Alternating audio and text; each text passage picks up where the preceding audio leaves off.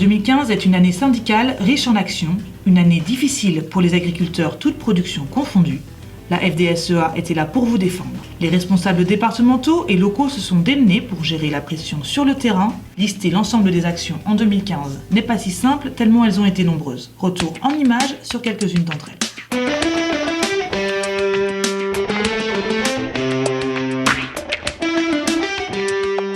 Le dossier Manger français a été un gros dossier en 2015 qui nous a bien mobilisés. Un petit rappel, nous demandons 2 produits sur 3 français dans la restauration collective. Derrière, c'est le maintien de l'économie, les emplois sur notre territoire et c'est un gage de traçabilité et de qualité. Nous avons rencontré les acteurs de la filière qui sont les maires, les collectivités, les GMS. Donc tout ça dans le but de les sensibiliser à la démarche et de pouvoir connaître leur méthode d'approvisionnement. Et nous allons continuer en 2016 à leur mettre la pression. On a mis en place des outils de communication grand public, c'est-à-dire flyers, badges, affiches.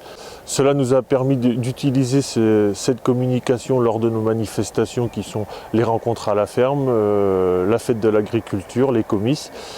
Donc dans le même temps, nous avons fait des animations commerciales chez Carrefour et Système U pour sensibiliser le consommateur à la démarche et de pouvoir lui expliquer nos pratiques d'élevage et qu'est-ce qui se cachait derrière les logos Viande de France. On a sensibilisé le consommateur pour faire preuve de citoyenneté en achetant des produits français.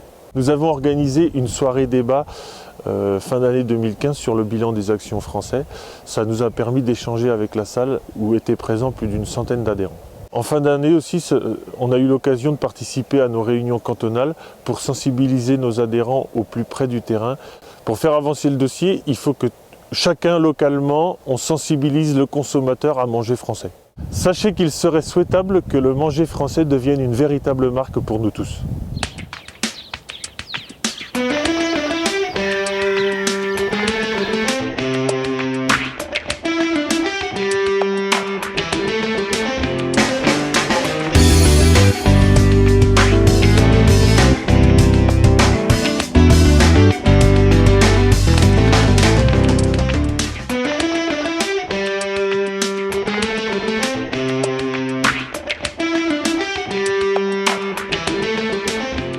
Dès le mois de mai, on a commencé des actions, entre autres auprès de la plateforme de Gaël avec un blocage. On a augmenté la pression syndicale de la grande distribution, des GMS, et entre autres avec du contrôle dans les magasins de provenance des produits et autres. On avait fait aussi une démarche de rencontrer les différents responsables de GMS.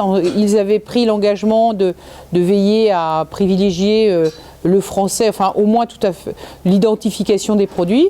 Et finalement, Géant Casino a fait importer du lait belge et donc ça a fait encore augmenter la pression chez les agriculteurs. En juin, on a donc eu une période de cantonale où ce qu'on appelle, nous, dans notre jargon, la base a pu remonter ses doléances sur l'étiquetage, la revalorisation de nos produits pour justement satisfaire une réalité économique. En juillet, le 3 juillet, on peut se rappeler tous cette nuit de la détresse, finalement une nuit très noire puisqu'au niveau national il y a une action. Pour notre département, il y avait longtemps qu'il n'y avait pas eu cette mobilisation, c'était vraiment, ça prenait les tripes puisque on a arrivé à avoir plus de 500 tracteurs, 1500 agriculteurs présents, avec aussi des gens du paragricole, mais beaucoup d'agriculteurs. Et c'est révélateur du mal-être de notre métier aujourd'hui. Nos demandes, elles sont simples, on les réitère depuis longtemps.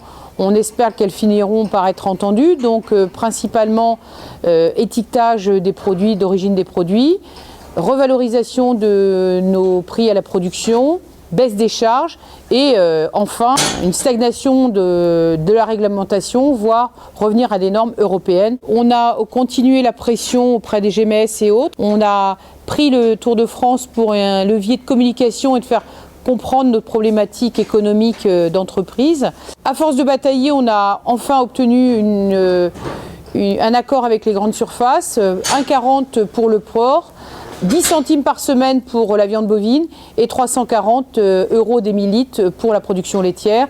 Malheureusement, ces accords n'ont pas duré et les conséquences ont été énormes puisque certains intervenants du marché du porc se sont retirés et a entraîné comme conséquence la fermeture du marché du porc pendant plusieurs semaines. Fin août, le conseil d'administration a rencontré Thierry Benoît, député de la circonscription de Fougères, qui était chargé de faire un audit sur la filière. Nous lui avons donc présenté nos demandes sur travailler sur l'abaissement des charges, entre autres les charges sociales, et différents leviers fiscaux pour justement retrouver des points de compétitivité. Suite à cette discussion avec Thierry Benoît, on a donné des exemples concrets, entre autres sur les charges sociales. On s'est comparé à l'Allemagne. L'Allemagne, c'est 32% de taxation sur leurs revenus. En France, c'est 45%. 10 points, c'est énorme.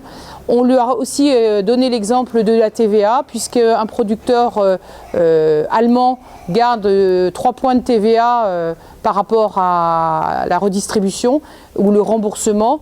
Tous ces leviers, que ce soit fiscaux, sociaux ou même évolution sur la main-d'œuvre, sont des leviers de compétitivité pour nos entreprises.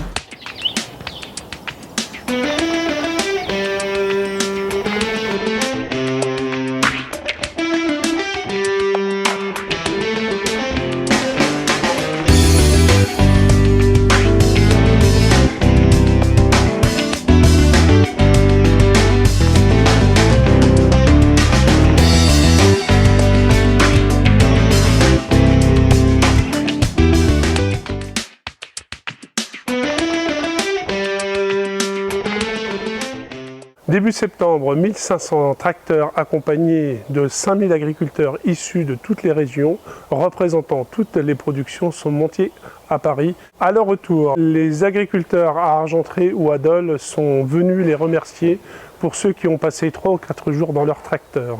Suite à la manifestation, un plan de soutien a été mis en place, pause normative, dégrèvement de la taxe foncière non bâtie et report de prêts.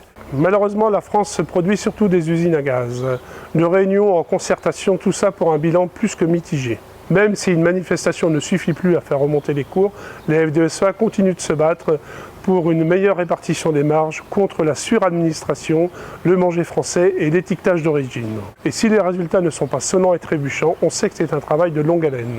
Mi-octobre, nous avons présenté aux adhérents l'avancée du plan d'urgence. Christiane Lambert, vice-présidente de la FNSEA, est venue présenter aux adhérents l'état du plan d'urgence et l'avancée du dossier manger français.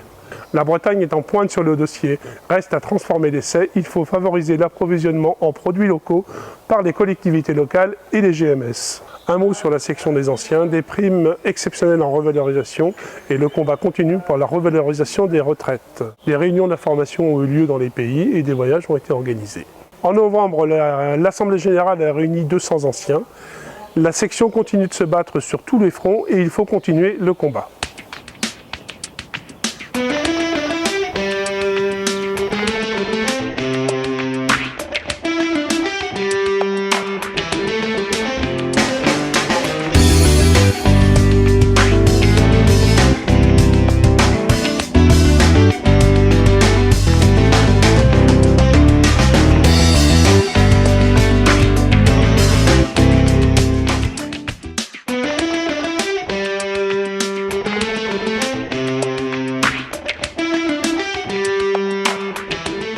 L'hiver a été consacré à la relance syndicale.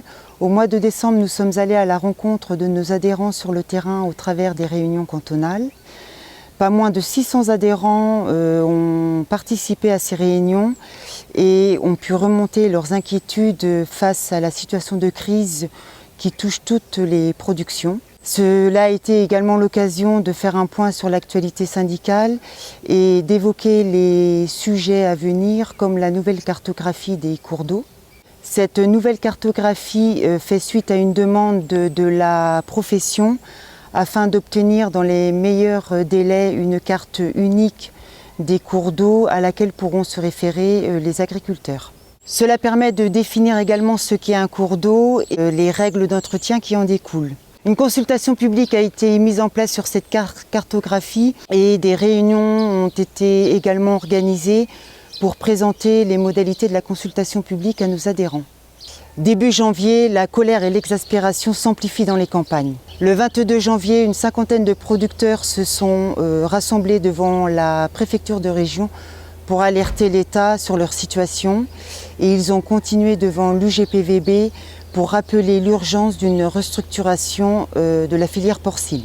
Nos demandes sont claires, le versement de 100% des aides PAC et des MAE dès maintenant, l'étiquetage de l'origine sur tous les produits alimentaires, la mise en place concrète de la simplification administrative et de la non-surtransposition réglementaire promise par Manuel Valls en septembre. Sans réponse satisfaisante de la part du gouvernement, les actions se poursuivent. Relevé des prix dans les magasins, blocage des axes de circulation du département pendant moins 48 heures, mobilisation devant l'Adréal avec un message clair, on veut travailler, pas remplir des papiers. D'autres actions entre les différents acteurs de la filière sont prévues au moment des négociations commerciales visant les transformateurs et les GMS. Une question, où sont passées les marges entre le prix payé par le consommateur et le prix payé aux producteurs?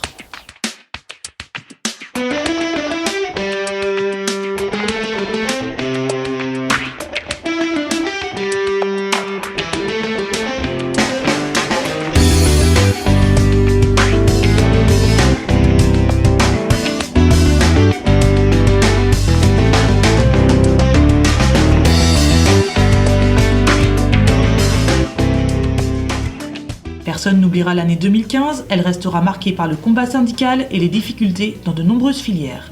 Une chose est sûre, vous pouvez compter sur votre FDSEA et ses équipes pour défendre vos intérêts. La crise ne doit pas occulter le travail qui est mené tout au long de l'année.